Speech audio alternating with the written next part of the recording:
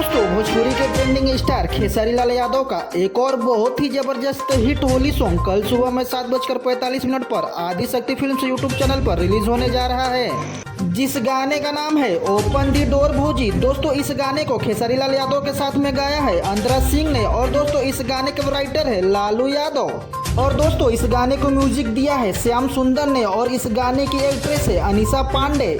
दोस्तों, खेसारी लाल यादव के इस गाने का ट्रेलर आज शाम को आदिशक्ति फिल्म यूट्यूब चैनल पर रिलीज हो चुका है, जो कि दोस्तों सुनने में बहुत ही जबरदस्त है। दोस्तों, खेसारी लाल यादव के इस गाने का म्यूजिक और लिरिक्स बहुत ही मस्त है, जिसे आप सुनकर झूमने और नाचने लगेंगे। क्योंकि दोस्तों जब भी खेसारी लाल यादव, अंतरा सिंह और अनीसा पांडे एक साथ किसी गाने में नजर आते हैं, वह गाना जबरदस्त हिट साबित होता है।